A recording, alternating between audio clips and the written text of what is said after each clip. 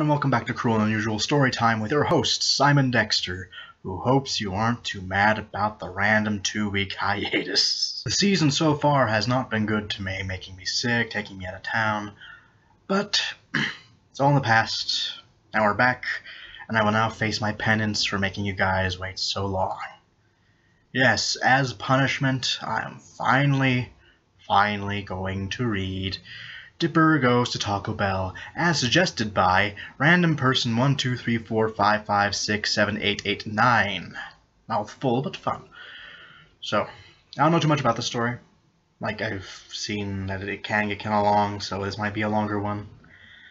And all I know is it's a very what-the-fuck kind of story, so I might not take it too seriously, but let's see how it goes and have fun with it, shall we? Sit back, relax, and enjoy Dipper Goes to Taco Bell.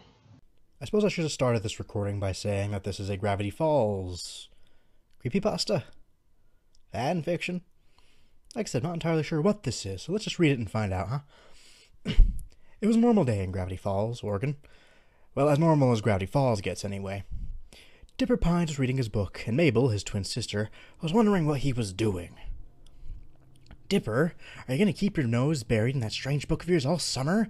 You gotta go out and have an adventure. Oh, that's actually not bad. Mabel exclaimed. Not now, Dipper said quietly. I'm trying to decode this. He was looking at a cryptogram that said, oh god, let's see how bad I fuck this up. It's gibberish. It's fucking gibberish. I can't figure out either. Dipper was officially stumped. He couldn't figure out what it meant. It's... God damn it. The thing's too small, so I can't read it all. And it seemed mysterious to him. Something in Gravity Falls? Mysterious? Nah! Uncle Stan is going to take us for the diner for lunch, Dipper, Mabel exclaims. Oh, God. I thought the spelling wasn't too bad at first, but it kind of is. Ugh. Dipper, however, was not in the mood for the diner. He was publicly humiliated there last time he went, and he thought the food wasn't very good anyway. What happened last time? What is this based after? Is there another story I'm missing? Oh, well. Mabel, I don't want to go to the diner, Dipper said solemnly. I want to go somewhere else. But there is really nothing else in town. Sorry. Unless you count the Taco Bell near the forest. How long has that been there? Mabel replied. Taco Bell? Dipper's ears perked up. Is he a fucking dog? He'd never eaten a Taco Bell before. How do you live? I guess I shouldn't really be talking just because this fat ass happens to visit Taco Bell quite regularly. Where did I go? Okay, there it is. And ever since last weekend, he had been craving for Mexican food for some reason. Why don't we go to Taco Bell today? Dipper asked. Taco Bell? Grunkle Stan questioned. Why do you want to go there? It smells like the bathroom when it gets cleaned. Clogged. That makes more sense. The bathroom when it gets clogged. Sorry, I was actually kind of marveling at how good the dialogue actually is, because it's actually pretty close to the show. So far. I had my heart set on pancakes, Mabel moaned. Listen, you can go to Taco Bell if you want to, but don't come crying to me when you smell like expired onions. Fine, I will, Dipper said harshly. Well, the door hit you on the way out, Uncle Stan said, but as he was exiting the Mystery Shack, the door hit him on the way out. Said Grunkle Stan. He was laughing. Oh, shit, Sherlock. So anyways, Maple and Grunkle Stan went to the diner while Dipper tried to find the Taco Bell. He brought with him his book and a couple of bucks, but finding the Taco Bell was harder than he had previously thought. He had been looking around town for what seemed like days. Jesus Christ, what is your passage of time like in your head? The mystery book wasn't helping him either. Why the fuck would it? Until he saw a flicker of a sign in the forest. He went into the forest, as I would hope so. Why would there be a Taco Bell in the forest? Dipper asked himself. And I'm sure that's something we've all asked ourselves deep down at one point or another. It's a deep philosophical question, after all. After hiking for about an hour, Jesus Christ, how far was this thing? Dipper finally got to the Taco Bell. But it sure didn't look like any Taco Bell he'd ever seen. I thought you've never been there. How would you know? It was surrounded by a barrage of giant oak trees, and an open field completely different from the rugged terrain of the Oregon forests. The open fields was covered, oh God, with at least 3 layers of pine needles, which got the attention of Dipper. He stuck his hand into the pine needles. "Ow!" Dipper shouted. "Don't do that, it hurts." A pine needle poked him. It hurts. Well, at least it's getting some laughs out of me. That's all that matters, really. The restaurant, Taco Bell, looked like a silo. Sort of. Weird. Well, it was very cylindrical. The outside had rusty picnic tables, and looked like no one used them at all. Dipper walked up to the restaurant's door. Should I go in there? Dipper asked himself. No. I'm starting to have second thoughts, he thought rightly. Why is there a small, desolate Taco Bell in the forest, miles from the nearest road? I guess it's my only option. Maybe Uncle Stan are probably done with lunch right now. I would have known what you were saying if you'd spelled done right. And they were. Mabel wondered why Dipper hadn't come back yet. But Uncle Stan didn't give a damn. This is a Disney show. We don't say such swears here. So Dipper entered the restaurant. But he was relieved to see that the interior was normal, except for its high ceiling. There were also no customers inside, but Dipper thought that was normal considering how the franchise was so isolated. Franchise isn't isolated, but the store is. He went up to the counter. There was only one cashier working the register, a very old, slightly deaf, bored out of his skull cashier. Dipper decided what he wanted to order, then approached the register. Oh, I'm going to have fun with this. Excuse me, I'll have... We only got tacos, the cashier interrupted. Okay, I guess I'll have a taco then, Dipper said. What did you say? The cashier yelled. I said I want a taco, Dipper yelled back. Okay then, the cashier said. They went in the back for a few minutes. When he came out, he was carrying Dipper's taco. That'll be $1, the cashier said. Dipper gave him the money and went to sit down at the least grimiest table. You could have said the least grimy or the grimiest table. Thank you. He bit into the hot, spicy, juicy taco. What kind of hell? Filled with thick, pure meat, mild, tantalizing black beans, and sour, fluffy, sour cream. These sound much better than the ones I get at Taco Bell. This is fucking jip. He enjoyed the single bite of that perfectly cooked taco and still tasted it in his mouth after he swallowed it. That's how taste buds work, yeah. But as he was about to bite into the second time, he felt a churning movement inside his body. Something he had felt often. Uh-oh, Dipper said, then rushed to find the lavatory. Man, that really went through me, Dipper said to himself. I'm suddenly not liking where this is going. For some reason, the bathrooms were hidden in a corner, far from the counter, and far from the table he was sitting at. Well, you want to sit next to the shitter, do you really? He walked in, he found the bathrooms were surprisingly clean for a fast food restaurant. Anyway, and Dipper found all the stalls were full. I thought no one was there. And no one was using the urinals, sorry. But right on cue, someone walked out of the stalls. Dipper didn't pay much attention to who was walking out, but he was wearing all black and had a plastic bag with him. I really don't like where this is going. Dipper just had to go. Unfortunately, he didn't make it in time.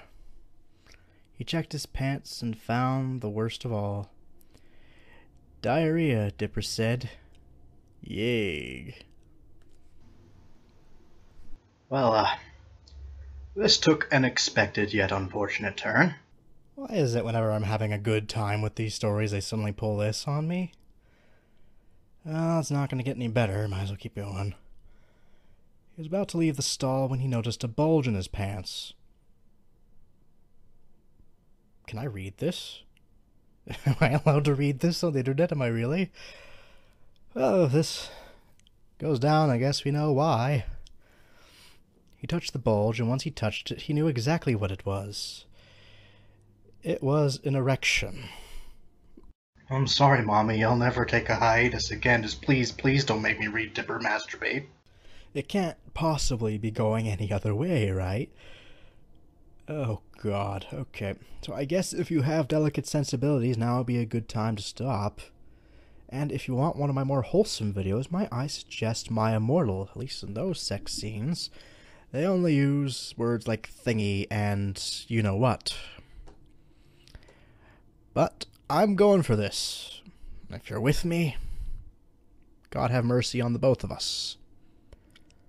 He found himself completely aroused after touching it, and started to do it more. Eventually, he was ready to hardcore what? I can't read. Masturbate, of course. He didn't know what was arousing him, but he knew he was aroused. He took off his blue shorts and his soiled underwear, revealing his medium-sized but not small penis.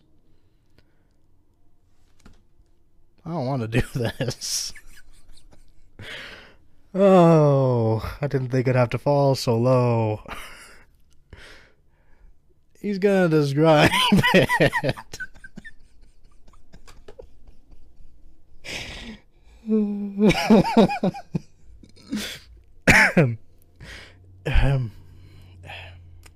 Where was I?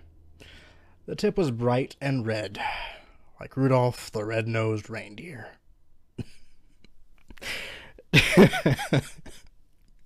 Dipper started to yank his Johnson harder and faster. The 5-incher was getting pumped. Dipper's soiled hands started to feel bits of pre-cum on his dry fingers. Eventually, the medium-sized dick couldn't take it anymore and burst in an explosion of cum.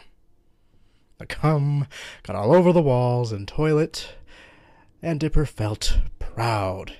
He had creamed himself for the first time, but he was upset that it was not over Wendy. I'm just waiting. The CIA is gonna be fucking busting down my door for reading what is essentially child pornography here. Oh, God. What am I doing with my life? What's the point of all this? It's not even over. This thing's fucking long, and I'm not helping by talking. Let's just get through this. No, Dipper thought. All this is not enough for me. I need to release all of this. Please don't. I know I'm giggling and smiling and shit, but that's mostly to show just how uncomfortable I am. But I'm man through this. I'm gonna read the whole fucking thing if it kills me. Okay. With his erection still active, well, he's got a lot more stamina than most.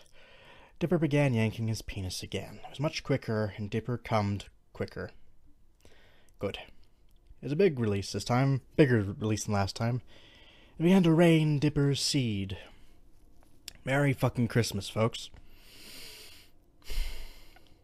Dipper felt more proud than the last time. His heart about to burst from all the droplets of cum falling from the ceiling. Jesus Christ. He felt as happy as he felt on the day of the first snowfall of the year. Again, Merry Christmas, everyone. He stuck out his tongue to taste the cum, shiny from the faulty fluorescent lighting in the bathroom. He tasted it, and he thought it was one of the best tasting things in the world. That was a typo, so I read it as such.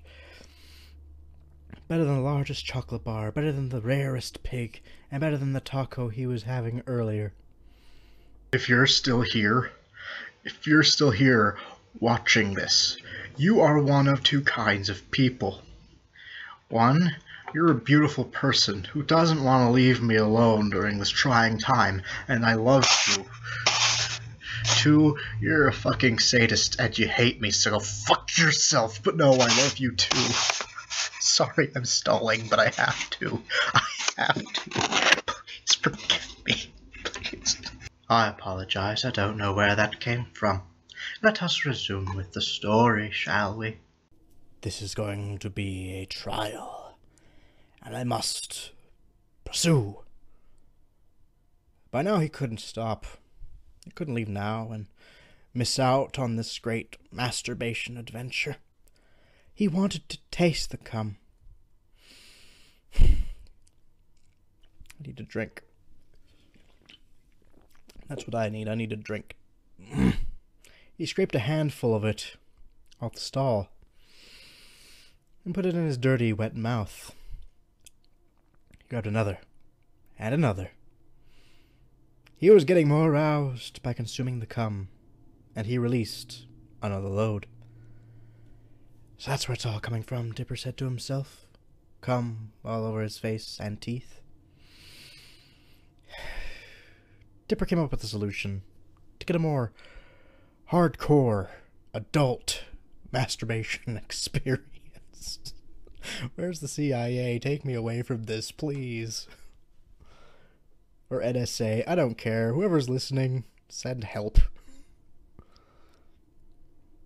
He's going to put it into action. He tilted his head low down, sat down on the cum-covered ground, grabbed his hardened Johnson, and stuck it in his mouth. Marilyn Manson, eat your heart out, I guess. Once it was firmly in, Dipper began to suck on the very hard rod. He sucked it like the lollipop he got at the county fair a while back. It tasted a lot like it, too. I highly doubt that. But then again, what do I know? I've never really tried that hard.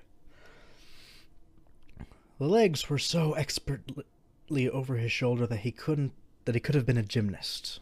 Clearly, if you're managing to do this. The more he sucked on his hard dick, the more his aroused legs shook. Eventually, just when he was going to give out, he came in his mouth. It was the best thing he ever experienced, and kept on performing fellatio on himself. I'm sorry, that was structured weird, so I couldn't really read it correctly. As he was stimulating himself orally, he accidentally fell over to his side. He broke from his penis and cummed on the floor. The floor was covered in so much of Dipper's cum that he started to make a snow angel in the cum. Or a cum angel. He was eating some of it in the process. But then he looked in his side and immediately became so hard that the red tip was touching his short pubic hair. Oh, God, please no. He saw what was causing it. He saw his underwear covered in dark brown feces. Please don't make me do this. He held up his underwear, which was covered in the cum-filled floor, and marveled at its erotic beauty. The feces were so beautifully ejaculated, so smooth in its sticky brownness, so perfect they felt in Dipper's white hands. He wanted his shit. No mas!